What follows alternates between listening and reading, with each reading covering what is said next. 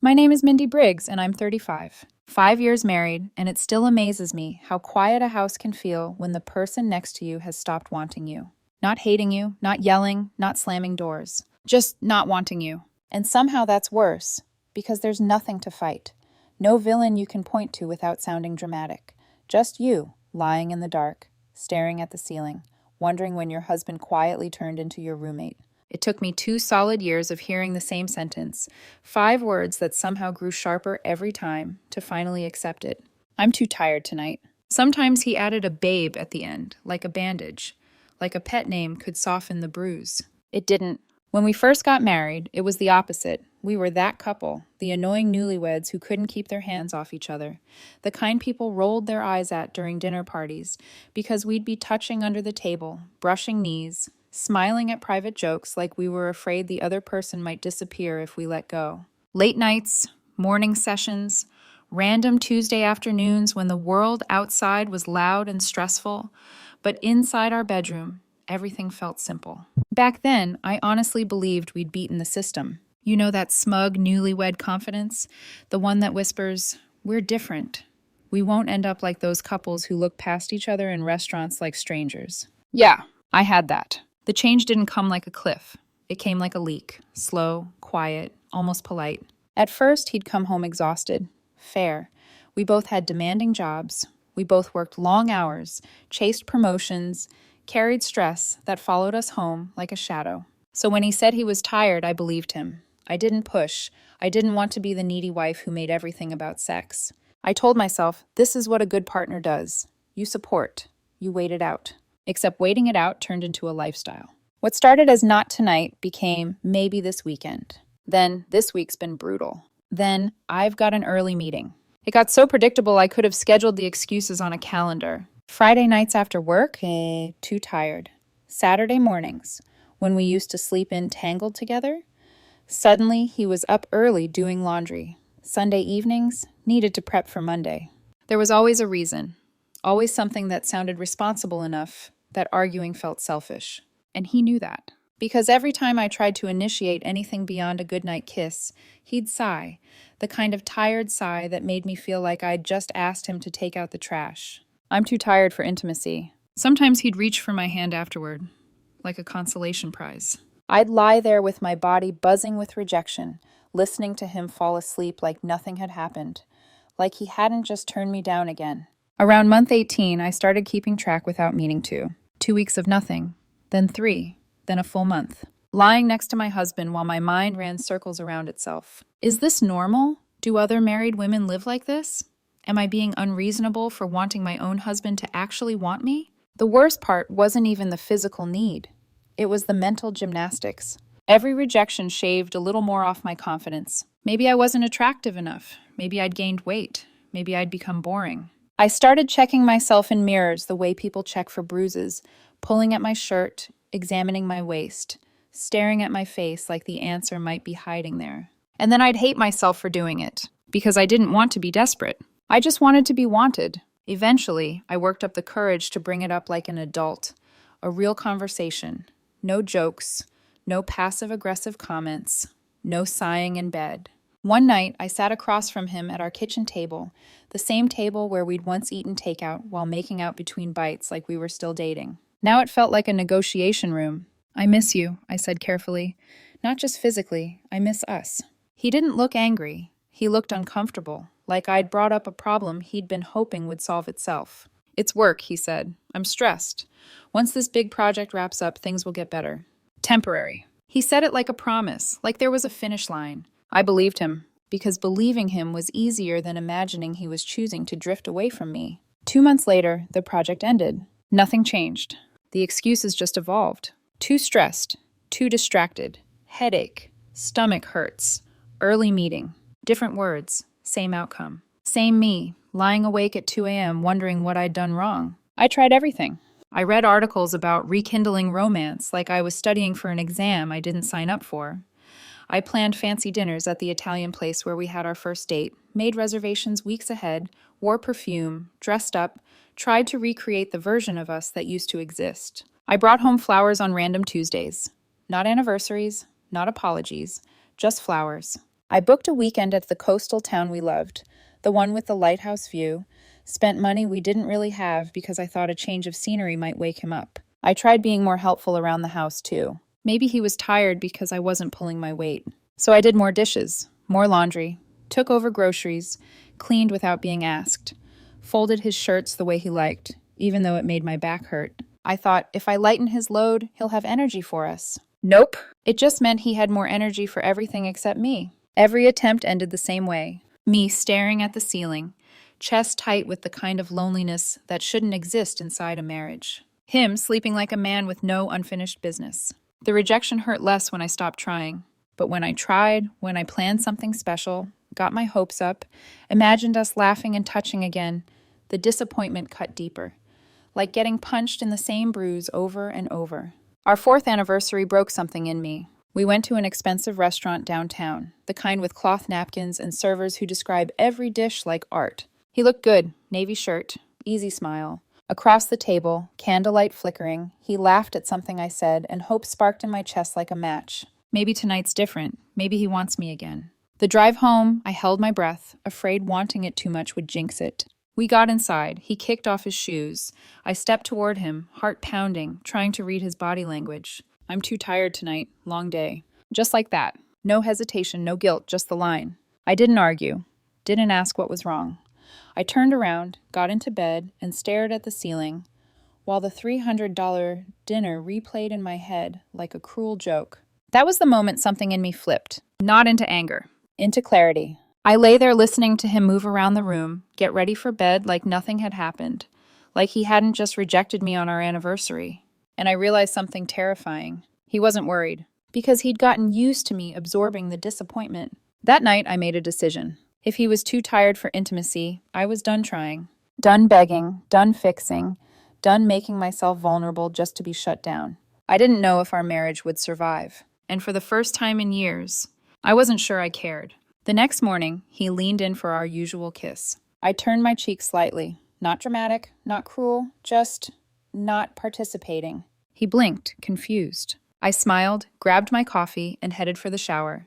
My new approach was simple. Stop reaching, stop performing, stop asking to be loved. I wasn't cold, I wasn't mean. I just stopped investing. 2 weeks later, while we were doing dishes, he finally asked, "Are you okay?" I rinsed a plate slowly, my voice calm. "Yeah, why wouldn't I be?" He studied my face like he didn't recognize me. Because he could feel it, the shift. What he didn't know yet was that while he thought I was fine, I had already started leaving. Not with a suitcase, with my heart. The strangest part about stopping was how quiet my own head became. For 2 years, my thoughts had been a constant loop. What did I do wrong? How do I fix this? How do I make him want me again? Like a radio stuck between stations, all static and self-blame. When I stopped trying, that noise faded. Not all at once, but enough that I could finally hear myself think. I didn't announce some big declaration. I didn't threaten. I didn't give ultimatums. I just redirected my energy. I still went to work, still paid my share of the bills, still did my part around the house. I just stopped orbiting him. No more planning special nights. No more checking his mood before opening my mouth. No more waiting around on weekends like maybe this would be the day he suddenly felt close again. If he talked to me, I responded. Polite, calm, neutral. If he didn't, I didn't chase. The first real change happened at the gym. I signed up after work one Tuesday, more out of spite than self-love. I needed somewhere to put the frustration that had been rotting inside my chest for 2 years. The first night, I pushed until my legs shook, until my lungs burned, until the only thing I could focus on was breathing and not thinking about him lying next to me at night like I was invisible. The exhaustion was real, honest, earned, not the fake tired he'd been feeding me. So I went back the next day, and the next. 5 days a week turned into 6, sometimes twice a day on weekends. My body became the outlet for every rejection I never allowed myself to scream about. After the first month, I hired a trainer. His name was Marcus. Straightforward, no nonsense, didn't ask questions about my marriage or why I was suddenly obsessed with deadlifts and interval training. Monday, legs until I could barely walk. Tuesday, arms and shoulders. Wednesday, back and core. Thursday, full body circuits that left me dripping sweat. Friday, cardio until my vision blurred. Saturdays were long runs. Sundays were supposed to be rest days. I usually went anyway. Being tired on my own terms felt better than lying awake resenting someone else's. My body changed fast. Muscle where there used to be softness, shoulders stronger, waist tighter. I had to buy new clothes because my old ones didn't fit the same. The mirror stopped being an enemy. Sometimes I'd catch him watching me get dressed, standing in the doorway, pretending not to stare, that confused look on his face like he was trying to reconcile the woman in front of him with the wife he'd been ignoring. Good. Let him notice. 3 months in, I started reclaiming the parts of my life I'd quietly given up. My friends had stopped inviting me places years ago, not because they didn't care, but because I always said no. Can't. He wants to have dinner together. Maybe next time. We were supposed to spend the weekend together. Together doing what? Watching him scroll on his phone? When Alyssa texted about a Saturday brunch, I said yes without checking with him. I didn't ask permission. I just told him I'd be out. He looked up from the couch, surprised. Oh, okay. Like I was a roommate, letting him know the bathroom would be occupied. Fine. Tuesday night yoga became a thing. Thursday evening photography walks downtown. I joined a local photography group that met Sunday mornings. Street scenes, architecture, people passing by with whole lives that didn't revolve around my marriage. I bought a secondhand camera and fell in love with it. I started noticing light again. Shadows, reflections in windows, small, beautiful details I'd been too busy hurting to see. My calendar filled up. My life expanded. And for the first time in years, it didn't include him at the center. The first time he noticed wasn't dramatic. We were doing dishes side by side, the way couples do when they're trying to look functional. You've been busy lately, he said casually. Yeah, I replied. Feels good. He paused, like he was waiting for more. An explanation. An apology. I gave him neither. 2 weeks later, he finally asked the question, Is everything okay with us? I dried my hands, turned to face him. Calm. Grounded. Yeah, why? He frowned. You just seem different. Different how? I didn't ask it out loud. I knew the answer. Different because I wasn't asking anymore. Different because I wasn't reaching. Different because my happiness no longer depended on whether he felt like loving me that day. I'm just focusing on myself, I said. The words landed heavier than I expected. His eyes widened. What does that mean? It means exactly what it sounds like. I stepped past him, grabbed my gym bag, headed for the door. That night, he moved closer to me in bed, not trying to start anything, just proximity, like he'd suddenly remembered I was there. For a split second, my body reacted on instinct. Years of conditioning. Then my brain caught up. I stayed still. Didn't encourage it. Didn't pull away. I refused to take crumbs again. 6 months into my transformation, things shifted outside the house too. My confidence at work skyrocketed. I stopped second-guessing myself, stopped shrinking in meetings. A promotion came out of nowhere. Same company, new role, more responsibility. People started listening when I spoke. Funny how that happens when you're not constantly questioning your worth. Meanwhile, his behavior started to change. Little gestures at first. My favorite breakfast showing up on Saturdays. Text during the day. An arm brushing mine in the hallway. I acknowledged each one politely. Warm, but contained. I'd been here before. This wasn't connection, this was reaction.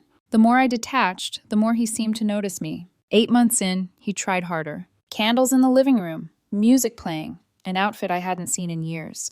I walked in from work and stopped short. What's the occasion? I asked. No occasion, he said, a little too fast. Just thought we could spend time together. We sat across from each other, not beside each other. That space felt important. He laughed too loudly at my jokes, touched my arm too deliberately. Everything felt rehearsed, like he'd watched a video titled How to Win Your Wife back in one evening. When he leaned in to kiss me, I didn't pull away. I just didn't meet him there. He froze, confusion all over his face. What's wrong? He asked. I held his gaze, calm, steady. Why now? What do you mean?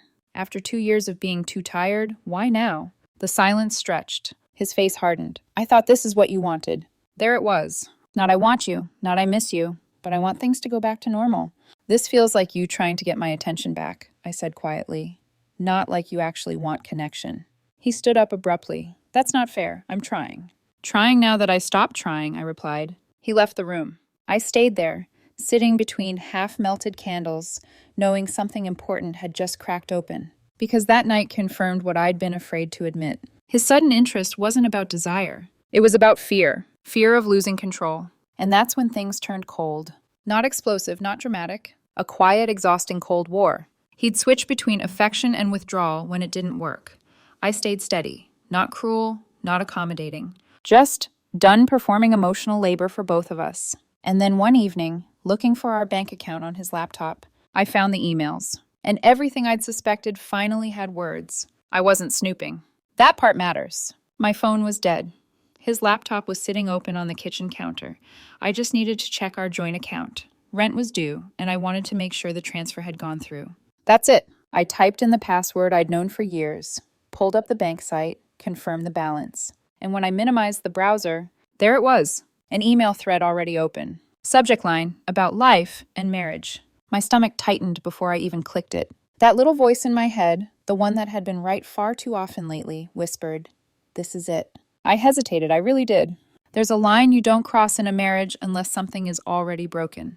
Privacy, trust, respect. But then I thought about the 2 years I'd spent lying awake next to him, wondering if I was crazy. About how often he'd looked me in the eye and told me he was just tired. So I clicked. The thread went back months. Messages between him and a woman he'd gone to college with. Not an ex, not someone local, just someone safe. Someone he could be honest with because she didn't have to live with the consequences. The first message hit like a punch. "How are things with you and Mindy?" Honestly? Not great. I don't know why I can't connect with her anymore. I scrolled. I feel nothing when she touches me. Then I feel guilty for feeling nothing. So it's easier to avoid it altogether. My chest burned. She keeps trying. Dates, flowers, trips. It just makes me feel worse because I know I should want those things. And I don't. I sat down without realizing it. Read another. I don't think I'm depressed. I just think maybe I'm not meant for marriage. Like I need more independence than this. Another message, weeks later. Mindy asked me again if something was wrong, if there was someone else. I almost wish there was. It would be easier to explain. Instead, I just tell her I'm tired. Same excuse I always use. Same excuse. Same lie. And then, sometimes I wonder if we married too young. If I missed out on experiencing more. She's a good woman. Kind. Stable. Everything you're supposed to want. But I fantasize about being single. Dating.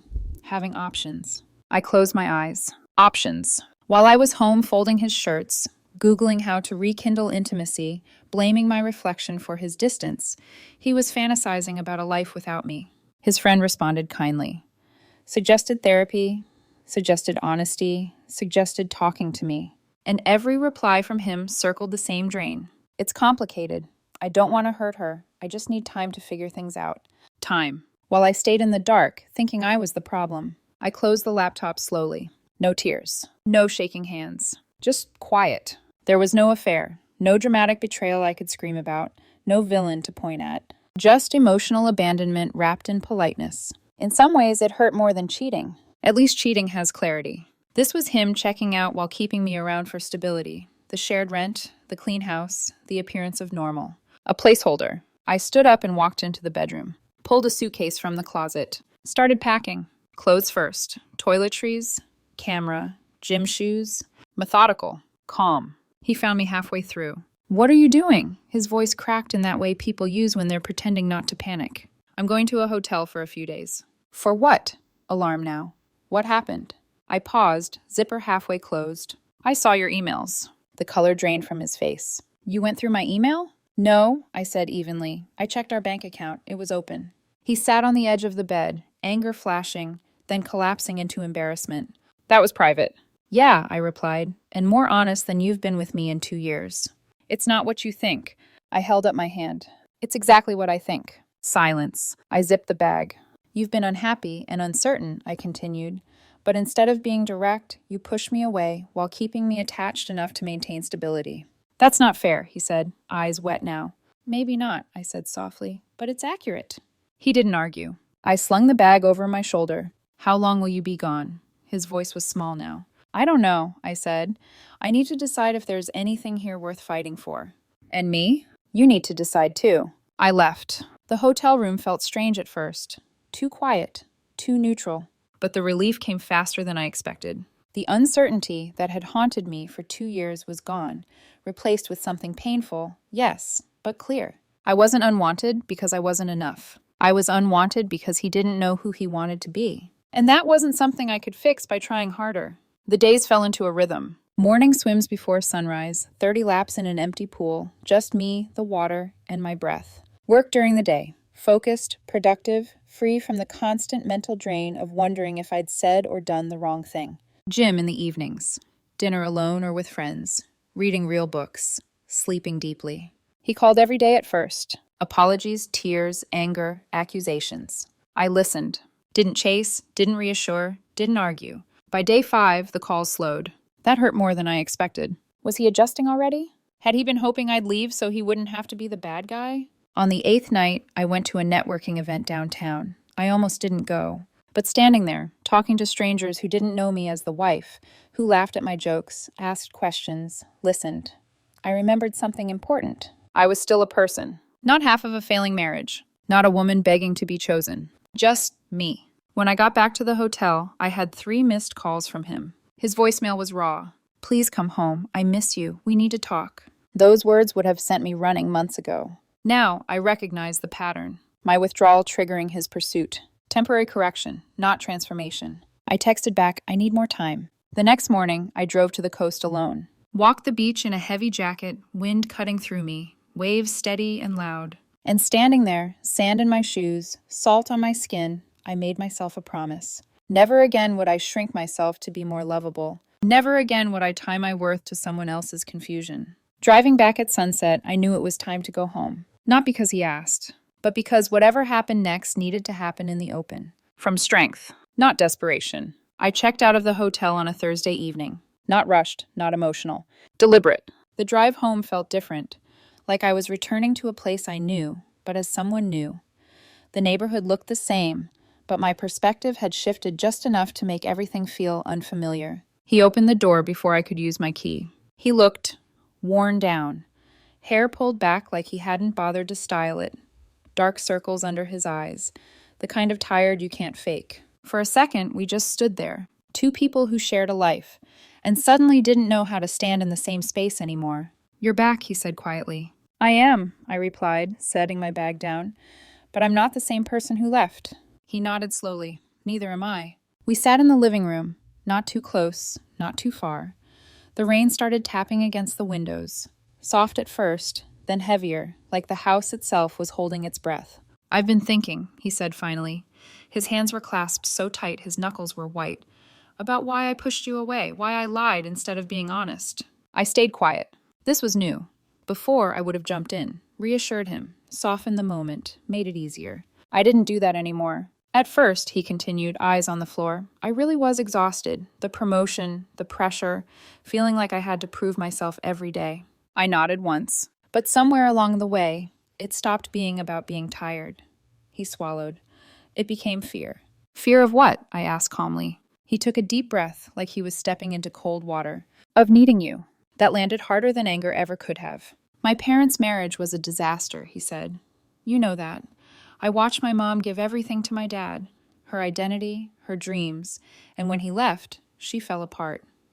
I was 15. I promised myself I'd never let anyone have that kind of power over me. So you pushed me away, I said quietly. Yes, his voice cracked. I told myself I was protecting myself, that emotional distance was healthy, but really I was sabotaging us before we could hurt each other.